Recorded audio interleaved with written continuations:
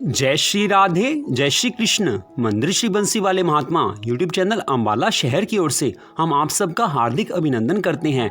आज हम आपको सुनाने जा रहे हैं कार्तिक मास महात्म्य के 10वें अध्याय की परम पावन कथा। आज तक आप अध्याय 1 से लेकर अध्याय 9 तक की कार्तिक मास की कथा को हमारे चैनल पर सुन चुके हैं। तो अब आप सुने कार्तिक मास महात्म्य के 10वें अध्याय की परम पावन कथा, जो कि इस प्रकार है। बोल श्री राधा कृष्ण भगवान की जय, बोल श्री हरि विष्णु भगवान की जय, बोल कार्तिक मास महात्म्य की जय। अब 10वां अध्याय। नारद जी बोले, जो राक्षस पहले देवताओं के डर से पाताल में चले गए थे, वे सभी जलंधर के आश्रम में आकर पृथ्वी पर रहने लगे। एक दिन जलंधर ने राहु का कटा हुआ शीश देखकर उसका कारण पूछा। तब दैत्य गुरु शुक्राचार्य ने सब कथा कही कि किस कारण समुद्र मंथन करके 14 रत्न देवताओं ने हरण किए और दैत्यों की हार का वर्णन किया। तब अपने पिता समुद्र का मंथन सुनकर क्रोध के कारण रक्त नेत्रों वाला वह महावीर तथा महाप्रतापी समुद्र पुत्र जलंधर कुपित हो उठा। इसके बाद उसने शीघ्र ही घस्मर नामक अपने दूत को बुलाकर उसको सारा वृत्तांत कहा। तत्पश्चात बहुत प्रकार से सम्मानित करके तथा अभय देकर उसने कुशल दूत को इंद्र के पास भेजा। उस समुद्र पुत्र जलंधर का वह बुद्धिमान दूत घस्मर बड़ी शीघ्रता से सभी देवगणों से युक्त स्वर्ग लोक को गया। वहां जाकर वह दूत शीघ्र ही सुधर्मा सभा में पहुंचकर बड़े अहंकार के साथ देवराज इंद्र से यह वचन कहने लगा।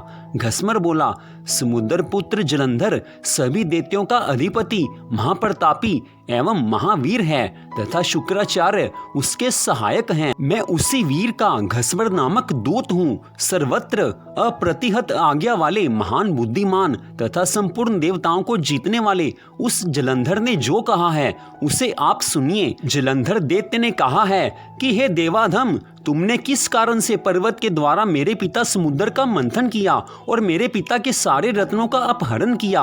हे इंद्र, तुमने यह उचित नहीं किया। उन रत्नों को अभी शीघ्र लौटा दो और विचार करके देवताओं सहित मेरी शरण में आ जाओ, अन्यथा हे इंद्र, तुम्हारे समक्ष बहुत बड़ा भय उपस्थित होगा तथा तुम्हारा सारा राज्य नष्ट भ्रष्ट हो जाएगा। मैं यह सत्य कह रहा हूँ। घस्मर के ऐसे वचन सुनकर इंद्र कहने लगा कि मेरे भय से भागे हुए पर्वतों को तथा अन्य मेरे दानव शत्रुओं को पूर्व काल में उस समुद्र ने शरण दी थी, इसलिए मैंने उसके सारे रत्नों का अपहरण कर लिया है। मेरा द्रोही सुख से नहीं रह सकता है। मैं यह सत्य कह रहा हूँ। पहले भी इसी सागर के शंख नामक मूर्ख पुत्र ने मुझसे विरोध किया था, इसलिए साधुओं ने उसे अपने साथ नहीं रखा। अतः हे दूत, तुम शीघ्र जाओ और समुद्र पुत्र से सागर मंथन का समस्त कारण ठीक ठीक कह दो। जो रत्न हम देवताओं को समुद्र से मिले हैं उस पर दैत्यों का कोई भी अधिकार नहीं है। तुम यह समाचार जाकर अपने स्वामी जलंधर से कह दो। जब दूत ने यह बात सुनी तो वह शीघ्र ही जलंधर के पास वापस गया और जब उसने इंद्र के द्वारा कही हुई बातों को जलंधर दैत्य को सुनाया तो वह दैत्य बहुत ही क्रोधित हुआ और देवताओं को जीतने का उपाय सोचने लगा। तत्पश्चात वह महावीर तथा प्रतापशाली समुद्र पुत्र जलंधर शुंभ निशुंभ आदि करोड़ों सेनापतियों के साथ देवताओं पर विजय प्राप्त करने के लिए निकल पड़ा। इस प्रकार अपनी संपूर्ण सेनाओं को साथ लेकर वह जलंधर शीघ्र ही स्वर्ग में पहुंच गया। उसने शंख बजाया तथा सभी वीर चारों ओर से गरजने लगे। नगर को चारों ओर से घेर कर स्थित उसकी बड़ी सेना को देखकर देवता कवच धारण कर युद्ध के लिए अमरावतीपुरी से निकल पड़े। इसके बाद देवों और दैत्यों की सेनाओं के बीच मूसल, परिघ, बाण, गदा, परशु एवं शक्तियों से युद्ध होने लगा। वे एक दूसरे की ओर दौड़ने लगे और एक दूसरे पर प्रहार करने लगे। थोड़ी ही देर में दोनों सेनाएं रुधिर से लथपथ हो गई। हाथी, घोड़े, रथ और पैदल सेनाओं के गिरने तथा गिराने से सारी रणभूमि संध्याकालीन बादलों के समान प्रतीत होने लगी। शुक्राचार्य अमृत संजीवनी विद्या के द्वारा अभिमंत्रित जल बिंदुओं से युद्ध में मरे हुए दैत्यों को जिलाने लगा। इधर देवगुरु बृहस्पति जी भी द्रोणाचल पर्वत से बारंबार दिव्य औषधियों को लाकर उनके द्वारा युद्ध में देवताओं को जिलाने लगे। तब जलंधर ने देवताओं को पुनर्जीवित होते देखकर क्रोध में भरकर शुक्राचार्य से यह वचन कहा। जलंधर बोला कि मेरे द्वारा युद्ध में मारे गए देवता कैसे जीवित हो जा रहे हैं? मैंने तो सुन रखा है कि संजीवनी विद्या आपके अतिरिक्त और किसी के पास है ही नहीं। तब शुक्राचार्य ने कहा कि देवगुरु बृहस्पति द्रोणाचल पर्वत से औषधियों को लाकर देवताओं को जीवित कर रहे हैं। मेरी बात सत्य मानो। हे तात, यदि तुम विजय चाहते हो तो मेरी बात सुनो। तुम शीघ्र ही उस द्रोणाचल पर्वत को अपनी भुजाओं से उखाड़कर समुद्र में डाल दो। तब अपने गुरु शुक्राचार्य के द्वारा यह बात सुनकर जलंधर शीघ्र ही वहां पहुंचा जहां पर द्रोणाचल पर्वत था। उसने वेग पूर्वक अपनी भुजाओं से उस द्रोण पर्वत को लेकर शीघ्र ही समुद्र में डाल दिया। इसके बाद वह महावीर जलंधर विशाल सेना लेकर पुनः युद्ध स्थल में लौट आया और अनेक प्रकार के शस्त्रों से देवताओं का संहार करने लगा। तब देवताओं को मरा हुआ देखकर देव पूजित देवगुरु द्रोण पर्वत पर गए, परंतु उन्होंने उस पर्वत राज को वहां नहीं देखा।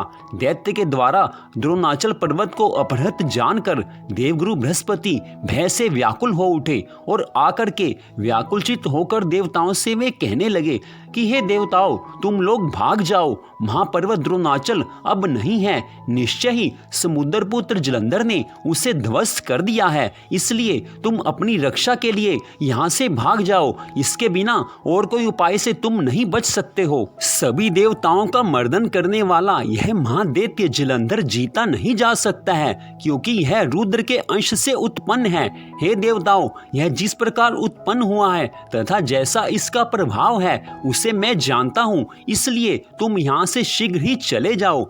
देवताओं के आचार्य बृहस्पति जी के द्वारा उस वचन को सुनकर भय से व्याकुल हुए सभी देवता विजय की आशा को छोड़कर और उस जलंधर दैत्य के डर से दसों दिशाओं में भागने लगे। तब देवताओं को भागता हुआ देखकर सागर पुत्र दैत्य जलंधर ने शंख, भेरी तथा जय ध्वनि के साथ अमरावतीपुरी में प्रवेश किया।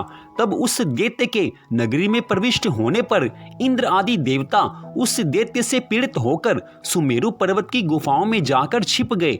तब वह असुर इंद्रादिकों के सभी अधिकारों पर श्रेष्ठ शुंभ आदि दैत्यों को भली भांति पृथक पृथक नियुक्त कर स्वयं देवताओं की खोज करते हुए सुमेरु पर्वत की गुफाओं में सभी देवताओं को खोजने लगा।